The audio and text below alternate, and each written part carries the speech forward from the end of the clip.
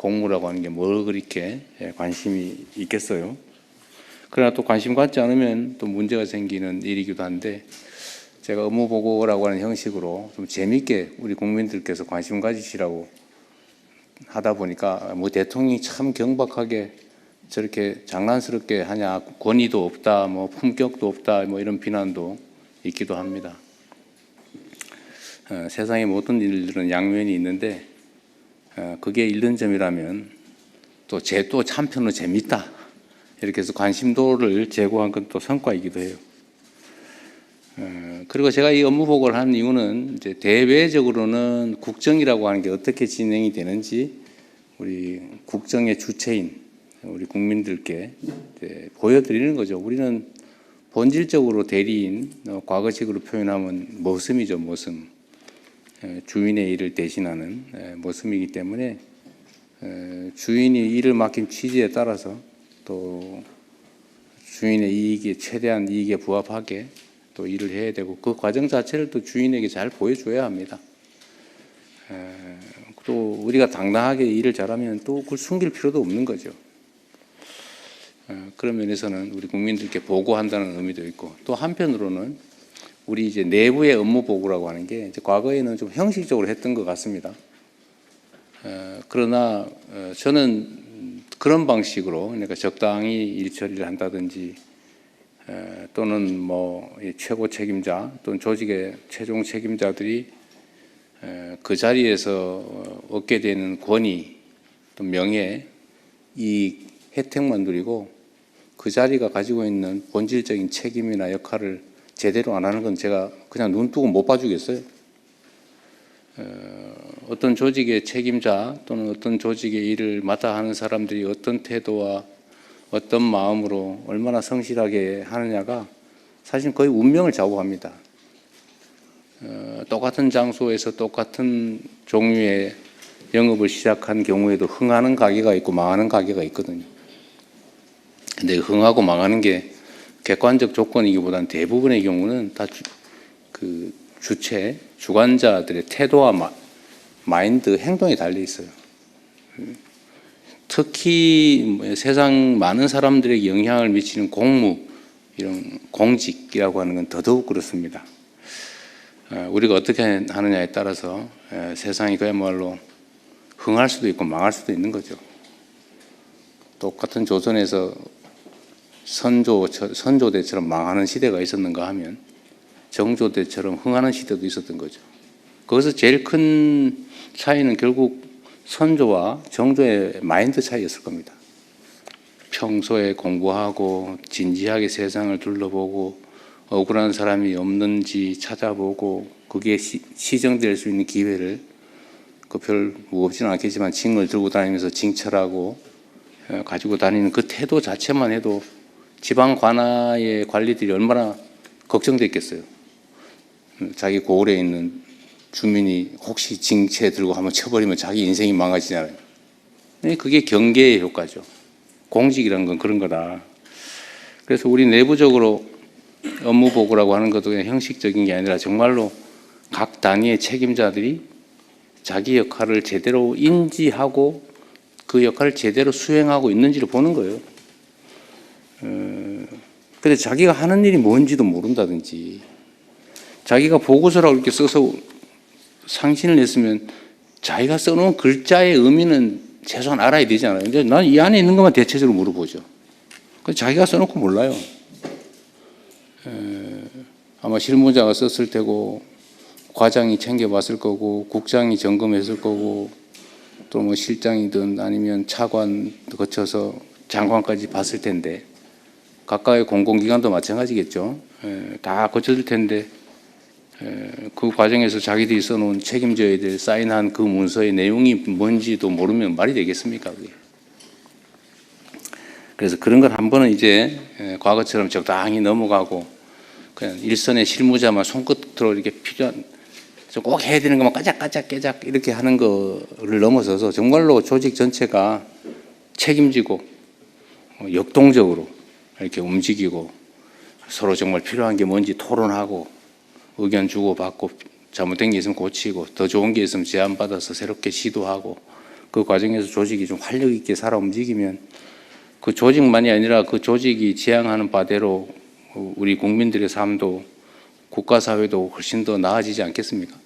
우리는 한번 최소한 그런 걸 해보자는 취지였던 거예요. 그래서 여러분들 제가 한 6개월쯤에 다시 하려고 그래요. 근데 아마 그때쯤에는 좀 다를 겁니다. 지금은 사실 처음 해보는 거라서 이것도 뭐 어떻게 될지도 잘 모르겠고 그러겠지만 다시 또 한 6개월 이렇게 업무를 해보고 그때는 또 제가 또 다른 방식으로 체킹을 해볼 겁니다. 지금까지 예상된 방향으로 하면 잘 안 되죠. 우리는 예상 문제가 잘 안 통해요. 대신에 아주 상식적이죠. 그냥 자기 하던 일 최소한의 관심을 가지고 최소한 파악하고 자기 책임지면 되는 거죠. 그래서 한 6개월 후에 또 기대를 한번 해보겠습니다. 우리 국민 여러분께서도 한번 기다려 보십시오. 다음에 한 6개월 지난 다음에는 우리 공직사회가 어떻게 변해 있을지. 또 한 가지는 아까 제가 국무회의 때 비공개 회의 때 말씀을 드렸는데 각 기관의 책임자 지금은 이제 장관님들이 아마 자체 업무 보고도 했겠죠. 이제 각 실 단위, 뭐 국 단위, 과 단위도 그 소속 그 직원들하고 토론을 한번 해보세요. 의견을 한번 들어보시는데 중요한 게 하나 있어요. 이게 관료 조직의 특성인데 세상이 변하잖아요. 세상이 변하는데 가장 큰 권한을 가진 사람이 가장 구시대 사람이에요. 이게 관료제의 특성이죠. 가장 젊은, 가장 권한 없는, 가장 신참이 가장 현실적이에요. 근데 이거를 잘 조화를 시켜야 됩니다. 이 꼰대라고 하잖아요, 꼰대. 이 꼰대가 되면 안 되잖아요. 근데 현장에서 동떨어지, 왜냐하면 이 지위가 계급이 올라갈수록 자꾸 현장으로부터 멀어지죠. 한 계단씩 자꾸 멀어져요. 나중에는 권위와 권력만 남는 상태가 되면 뭐 부하들은 눈앞에서는 복종하고 따르겠지만 뒤에 가서는 흉보고 그러겠죠. 근데 이게 전에는 모르겠는데 이제는 소통 통로가 좀 다양해지면 그게 다 소문이 나게 돼 있어요. 저한테 막 다 들어가요. 메시지로 들어오고 뭐 쪽지도 들어오고. 그래서 이 조직이 아래 위가 소통이 잘 되면 그런 그 꼰대 노릇하는 사람들은 좀 견뎌내기가 좀 어려울 수도 있겠다. 그래서 각 부서 내 자기 팀 내에서 일종의 브레인스토밍을 한 번씩 해보십시오. 그냥 다 모여가지고 그냥 자유롭게 얘기해 주세요. 그러면 새로운 아이디어도 생기고 특히 이제 계급이 높은 우리 관리자일수록 좀 현장의 얘기를 진지하게 들을 가능성이 좀 더 많아지는 거죠. 일선 직원들, 하위 직원들, 신참 직원들, 신입 직원들의 얘기를 좀 자주 들어보는 브레인스토밍의 기회를 가져보는 것도 한 방법이겠다. 그게 본인에게도 필요하지만 조직에게도 필요하고 궁극적으로는 우리 국정이라고 하는 게 국민을 위한 것이기 때문에 우리 국민과 국가에도 필요한 일이라는 생각이 듭니다.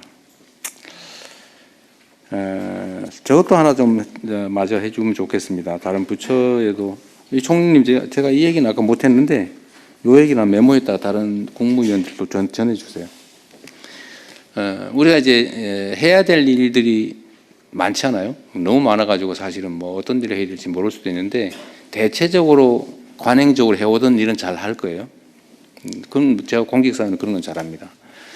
그런데 지금 부족한 게 어떤 거냐면 거기다가 이제 우리도 스스로 모르는 뭔가의 문제점 또는 우리 구성원 중에 일탈하는 소수의 일탈행위, 소위 부정부패 뭐 이런 것들 있잖아요. 이런 것들을 시정을 해야 되는데 우리 스스로는 잘 안 돼요. 왜냐하면 우리는 맨날 보던 걸 똑같은 시각에서 똑같은 각도에서 보고 있기 때문에 잘 안 느껴집니다. 보면서도 캐치가 안 돼요. 눈에 스치긴 했는데 인지가 안 되는 거죠. 그러니까 다른 사람의 눈으로 봐야 되는데 그 좋은 기회가 뭐냐면 그게 국회 같은 거예요. 특히 야당, 국회, 언론, 시민단체, 무슨 비판적인 전문가 이런 사람들이 하는 얘기들을 잘 새겨서 잘 받아들여서 잘못된 게 있으면 시정하고 좋은 제안이면 받아들이십시오. 그래서 지금은 바빠서 못했는데 이제 조만간 그건 해야 될 것 같습니다. 그러니까 원래 국회에서 지적된 거를 처리하는 시스템은 있는 것 같긴 하더라고요. 근데 그게 좀 제대로 됐는지를 좀 확인하려고 합니다. 이제 앞으로는 대국회용이 아니고 우리 정부 자체적으로 언론, 뭐 이런 시민단체, 야당, 국회, 또 감사기관 뭐 이런 데 지적된 문제들에 대해서 제대로 다 시정을 했는지, 그들의 지적이 잘못될 수도 있으니까 뭐 잘못된 경우는 그건 이래서 잘못됐다 이렇게 정확하게 정리하면 되죠. 어쨌든 이걸 처리했는지도 한번 점검을 하도록 하겠습니다. 그래서 기회도 주시고 다음 아마 뭐 6개월 후가 될지는 잘 모르겠는데 하여튼 그때 업무 보고를 하면 주로는 이제 기존에 지적됐던 것들이 시정되지 않고 남아 있는 거 아마 이런 것들을 주로 챙기게 되지 않을까 싶어요. 그거 한번 관심 가져 주시기 바랍니다.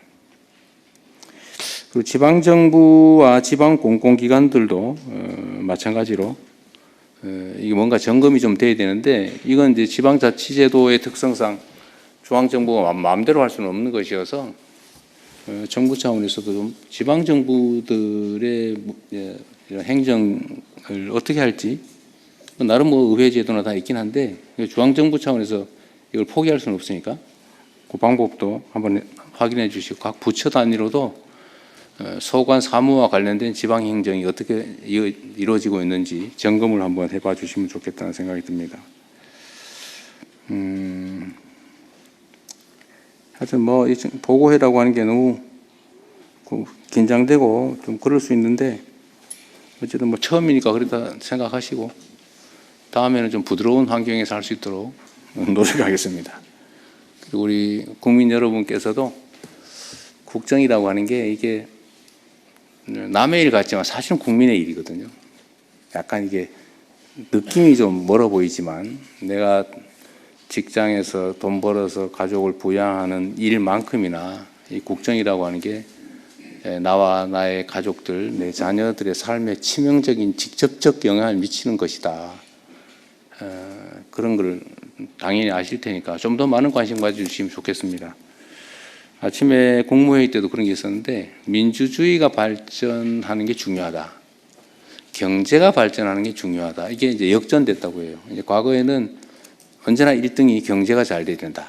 이렇게 얘기를 했는데 이제 먹고 사는 문제가 더 중요하다 이렇게 얘기했는데 올해 조사한 결과에 의하면 민주주의가 제대로 된 나라가 더 중요하다 이렇게 답하는 게 1등이었다고 합니다. 근데 그게 정말로 정확하게 맞는 거죠. 민도가 좀 높아진 거라고 생각해요. 민주주의가 잘 정착되면 자원이 효율적으로 배분되고 잘 쓰여지고 모든 공식적인 권력 배분, 권력 행사가 투명하고 공정하고 객관적이 되면 아무래도 효율적인 사회가 되죠. 그게 또 경제적으로 성장 발전하는 중요한 동인이 되는 것 같습니다. 어쨌든 마음 계속 관심 가져 주시길 부탁드리고요. 그리고 또 오해가 있는데 오늘이 이제 보고의 마지막이니까 사실 말이 없으면 잘한 겁니다. 제가 이제 문제가 있으면 지적하는 건데 제가 주변 제 아내도 그러고 자꾸 잘한 걸 칭찬을 자꾸 해야지 맨 뭐 문제 있는 거라고 자꾸 지적을 하면 그게 되냐고 저한테 자꾸 야단치는데 잘한 거 칭찬을 하니까 너무 많아가지고 그러는 거니까 그거는 이해를 좀 해주시기 바랍니다. 자, 오늘 업무 보고를 이제 시작을 할까요? 네, 준비된 게 있으면 준비된 거 가지고 하겠습니다. 네, 업무 보고가 있겠습니다. 업무 보고는 해양수산부, 해양경찰청 순으로 하겠습니다. 먼저 해양수산부 차관이 보고하겠습니다. 해양수산부 차관 김성보입니다. 북극 항로 시대로의 대도약을 위한 해양수산부 업무 보고를 시작하겠습니다. 순서는 새 정부 6개월 핵심 성과를 먼저 말씀드리고 이어서 중점 추진 과제에 대해 보고드리겠습니다. 새 정부 핵심 성과입니다. 해양수산부는 국민주권정부 출범 후 국정과제를 속도감 있게 추진하기 위해 노력해 왔습니다. 먼저 해양수도권 조성 기반을 마련하였습니다. 해양수산부 부산 이전을 완료하였고 범부처 북극항로 추진본부를 출범하였습니다. 해운기업 2개사도 부산 이전 계획을 발표했습니다. 둘째, 해운항만 경쟁력을 제고하였습니다. 해운산업 위기대응 펀드를 2배로 확대하고 국내 최초로 메탄올 연료를 사용하는 컨테이너선 6척도 준공하였습니다. 셋째, 우리 해양수산 저력을 전 세계가 주목하고 있습니다. 김 수출액은 이미 10억 달러를 넘어 역대 최고 기록을 달성했으며 2028년 유엔 해양총회의 대한민국 유치도 확정하였습니다. 다음으로 중점 추진 과제입니다. 해양수산부 내년에 많은 과제를 추진할 예정입니다만 오늘은 그중에서도 엄선해서 3가지 과제를 중점적으로 보고드리겠습니다. 북극 항로 시대로의 대도약, 전통 수산업의 혁신, 해양 주권 확립과 글로벌 리더십 확보입니다. 첫 번째, 북극 항로 시대로의 대도약입니다. 대통령님 말씀대로 북극 항로는 미리 준비하지 않으면 기회를 놓치게 됩니다. 기후변화로 인해 7월부터 10월은 일반 선박만으로도 북극 항로 운항이 가능하고 그 앞뒤로 2개월은 세빙선을 이용하여 운항이 가능합니다. 겨울철은 안전상 이유로 현재는 운항이 제한적이지만 운항 가능 기간은 점차 확대될 것으로 전망됩니다. 다만 러시아 수역을 통과하는 북극 항로를 이용하기 위해서는 러시아에 대한 국제 제재를 고려해야 합니다. 주요국 동향입니다. 중국의 하이제 해운은 세계 최초로 컨테이너 항로를 개설하였고 뉴뉴시핑도 올해에만 22번 북극 항로를 운항하였습니다. 러시아는 지난 2022년 37조 원 규모의 북극 항로 개발 계획을 승인한 바 있습니다. 이에 해양수산부는 내년부터 북극 항로 상업 운항을 본격적으로 준비하겠습니다. 국지 운항 경험과 정보를 축적하기 위해 내년 하반기에 3,000TEU급 컨테이너선으로 부산에서 로테르담까지 시범 운항을 추진하겠습니다. 아울러 대러 제재 시나리오별 대응 전략도 마련하겠습니다. 대러 제재가 해소가 되면 러시아를 경유하는 북극 항로를 통해 컨테이너와 LNG, 원자재 수송을 확대하겠습니다. 대러 제재가 유지될 경우에는 캐나다로 향하는 북서 항로 시범 운항도 검토하겠습니다. 또한 북극 항로 거점 조성을 위해 금일 오전에 국무회에서 보고드린 바와 같이 부산항 3.0 전략을 차질 없이 추진하겠습니다. 다음, 행정, 사법, 금융, 기업 인프라도 집적화하겠습니다. 해양수산 공공기관, 해사법원, 동남권투자공사, 해운기업을 적극 유치하여 시너지를 창출하겠습니다. 또한 해양수도권을 육성하기 위한 방안을 조속히 마련하고 조선, 기자재 등 관련 산업과 연계 발전시키겠습니다. 트라이포트 등 교통물류망도 확충하겠습니다. 이를 통해 5극 3특 중 1극인 동남권을 수도권에 필적할 해양수도권으로 발전시켜 나가겠습니다. 해양수산부가 동남권 발전을 책임진다는 각오로 최선을 다해서 업무를 추진하겠습니다. 또한 오늘 출범한 북극 항로 추진본부를 통해서 동남권 투자공사에서 투자할 투자 대상을 발굴하는 데도 전력을 다하겠습니다. 두 번째로 전통수산업을 혁신하겠습니다. 기후변화로 인해 전면적인 혁신 없이는 수산업의 지속 가능성을 담보하기 어렵습니다. 그렇기 때문에 기후변화에도 안정적으로 수산물을 공급할 수 있도록 어업 생산 구조를 대폭 개편하겠습니다. 우선 수산자원에 비해 과도한 어선 세력을 집중 감축하겠습니다. 예컨대 근해 어선의 약 40%를 5년간 시한을 정해서 감축하는 방안을 검토하겠습니다. 남은 어선은 대형화, 현대화를 유도하여 어업 생산성을 높여나가고 은퇴하는 어업인들에게는 대체 일자리 지원 등 소득 안전망도 확충하겠습니다. 현장과 소통을 해보면 어업구조 개선 필요성에는 모두 공감합니다. 다만 구체적인 방식으로 들어가면 다양한 의견이 제기될 수 있는 쉽지 않은 과제입니다. 하지만 지금 이 구조를 바꾸지 않고 연례적인 사업을 반복을 하면 우리의 어선어업은 경쟁력을 잃을 것이고 안정적인 수산물 공급에도 차질이 우려가 됩니다. 쉽지 않은 길이겠지만 어업 구조를 혁신하겠습니다. 다음, 양식업은 스마트화, 규모화를 통해 성장 산업으로 전환시키겠습니다. 먼 바다와 동해에서도 신규 양식 적지를 발굴하고 스마트 양식 선도지구도 지정하겠습니다. 수산식품 수출 확대에도 박차를 가하겠습니다. 금년도 11월 기준 K푸드 수출액 중 수산식품은 약 24%를 점유하고 30억 달러를 달성했습니다. 그중에서 가장 대표적인 성공 사례가 김입니다. 국산 김은 세계 교역량의 72%를 차지합니다. 올해 연말까지 11억 달러 이상을 수출할 것으로 전망됩니다. 이와 같은 성공은 스낵김과 같은 현지 맞춤형 상품 개발과 함께 한류 마케팅이 합쳐졌기에 가능했습니다. 정부도 김 수요 급증에 맞춰 지난해와 올해 양식장을 3,000헥타르 이상 추가 개발해서 김 생산량을 늘렸습니다. 앞으로도 김 수급 안정과 수출 확대를 위해 최선을 다하겠습니다. 김 이외에도 참치, 굴과 같은 수출 유망 품목의 경쟁력을 높여 나가겠습니다. 이를 통해 2030년까지 수산식품 수출액 40억 달러, 김 수출액 15억 달러 이상을 달성하겠습니다. 마지막으로 해양 주권을 확립하고 글로벌 해양 리더십을 확보하겠습니다. 중국의 불법 조업을 근절하기 위해 퇴거에서 납포로 대응 방식을 전환하고 벌금 한도를 3억 원에서 10억 원으로 상향하겠습니다. 제5차 독도 이용 기본계획을 수립을 하고 무인 도서 관리를 위해 2027년까지 실태조사를 완료하겠습니다. 유엔 해양총회의 성공적인 개최를 위해 내년 초에 특별법을 제정을 하고 범부처 준비기획단을 출범시키겠습니다. 대통령님의 많은 관심을 부탁을 드립니다. 특히 같은 해 개최되는 G20 정상회의와의 시너지를 고려하여 유엔 해양총회는 남미, 아프리카 등 글로벌 사우스까지 확장된 정상외교의 장으로 준비해 나가겠습니다. 해양수산부 부산시대 새로운 바다의 미래를 열어갈 수 있도록 저를 비롯한 4,100명의 우리 해양수산부 직원들은 혼신의 노력을 다하겠다는 말씀을 드리겠습니다. 이상으로 보고를 마치겠습니다. 감사합니다. 다음은 해양경찰청 차장이 보고하겠습니다. 해양경찰청 업무보고 드리겠습니다. 업무보고 책자 215쪽입니다. 해양경찰청장 직무대행 장인식입니다. 우리 해양경찰은 국민의 생명과 안전을 최우선으로 하여 세 가지 전략을 중점 추진해 나가겠습니다. 먼저 안정적인 해양법 질서를 확립하겠습니다.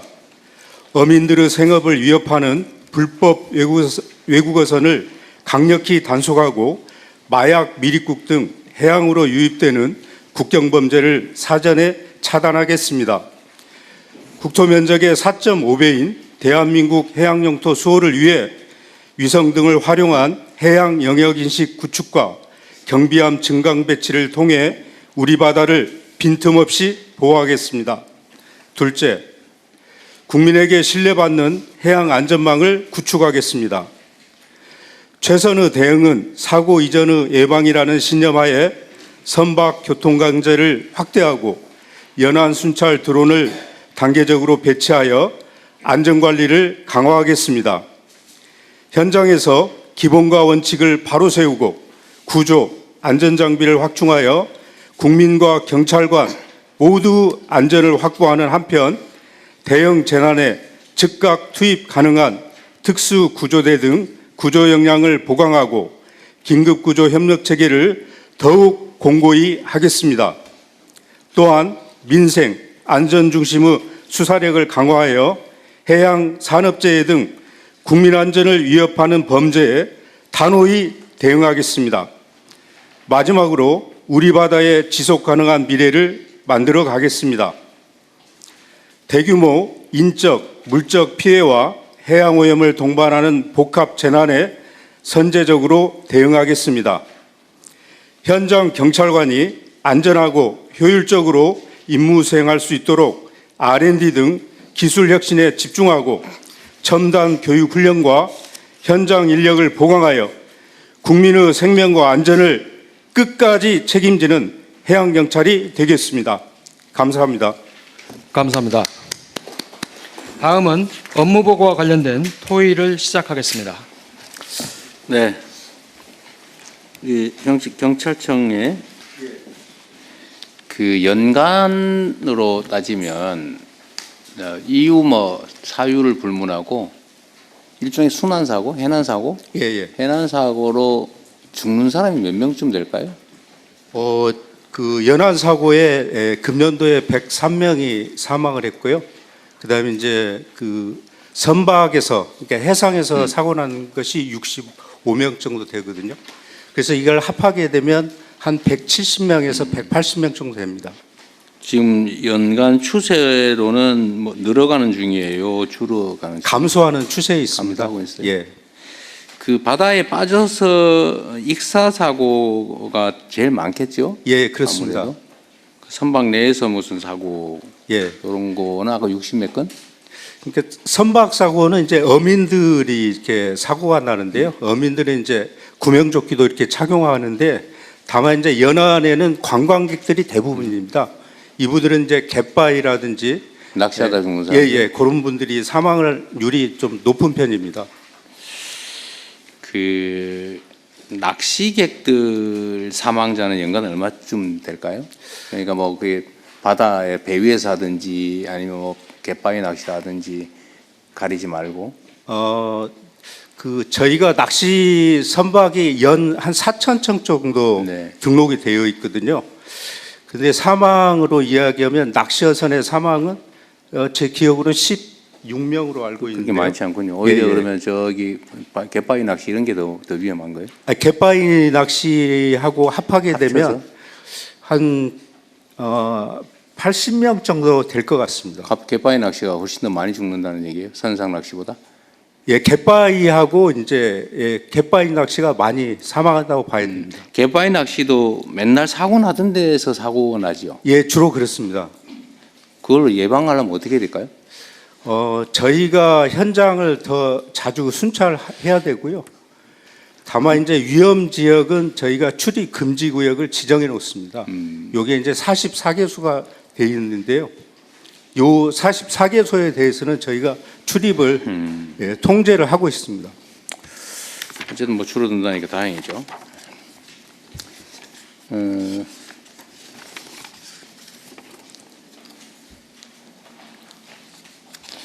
자, 그러면 서면 준비된 거 가지고 좀 볼까요?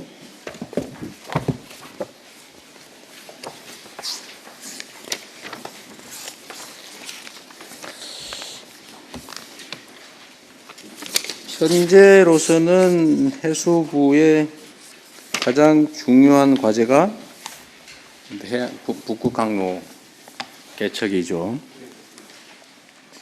아까 보니까 그 여름 석 달 그리고 조금 쇠빙선을 대동하고 다녀야 되는 게 전후로 한 달 정도.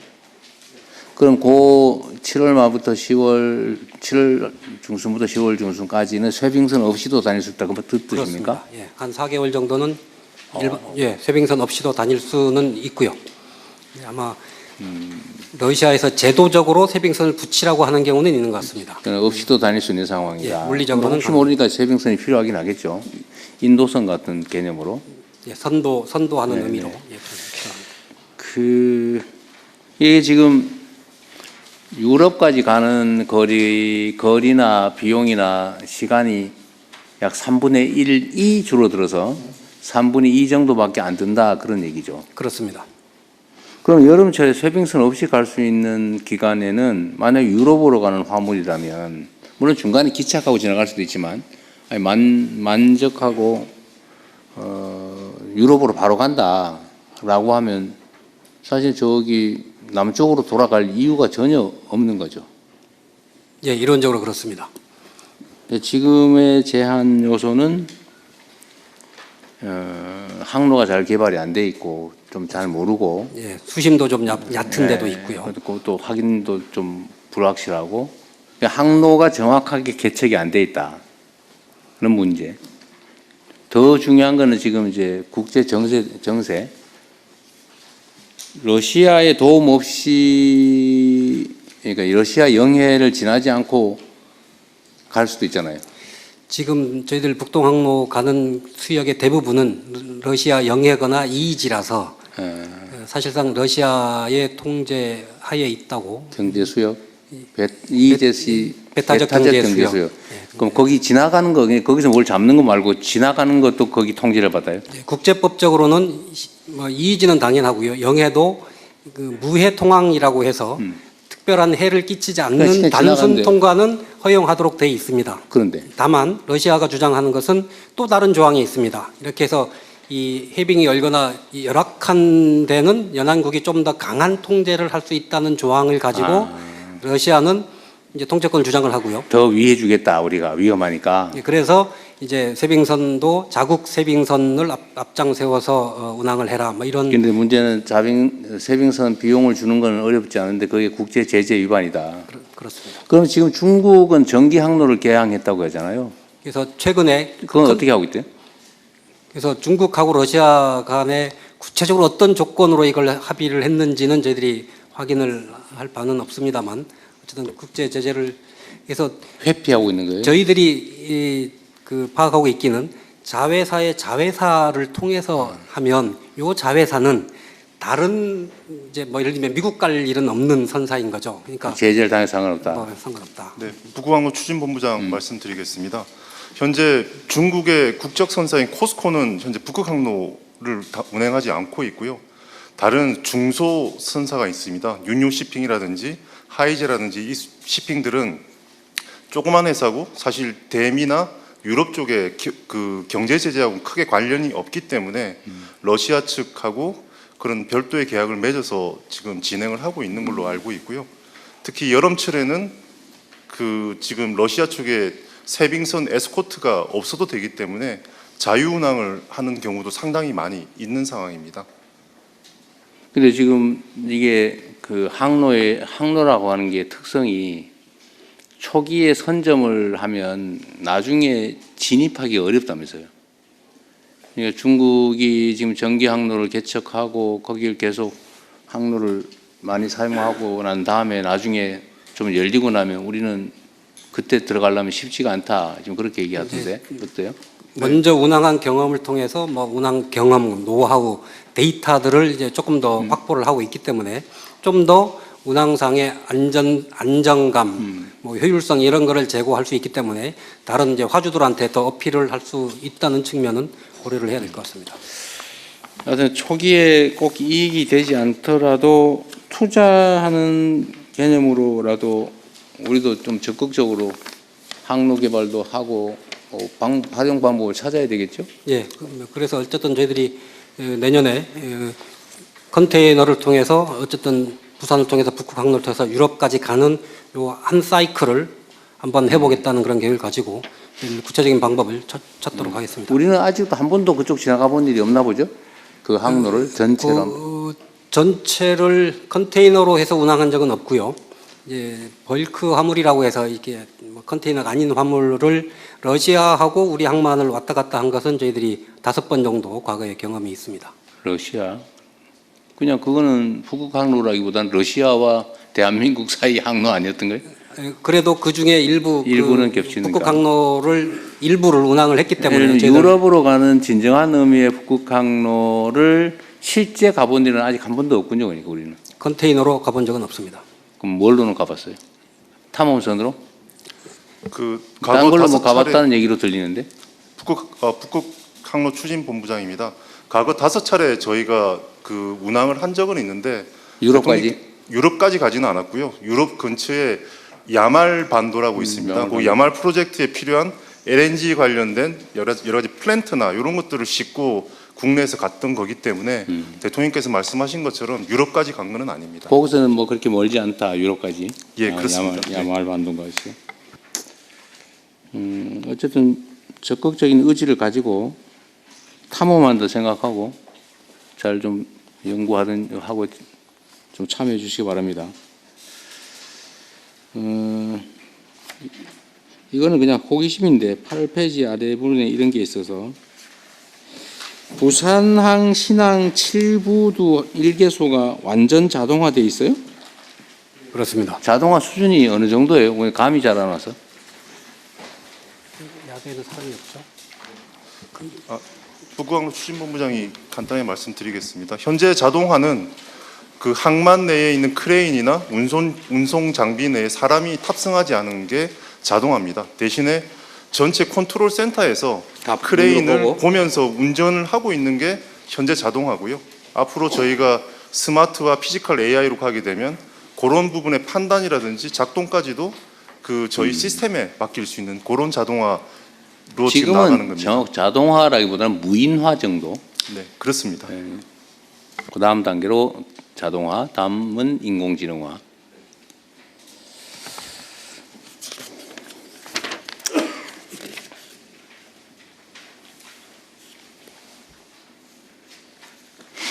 아까 그 얘기 중에 북극 항로의 그다음에 sve빙선 임차를 의무화하고 있다고 했잖아요.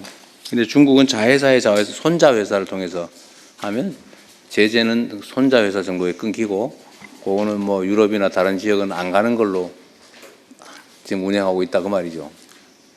지금 그 현재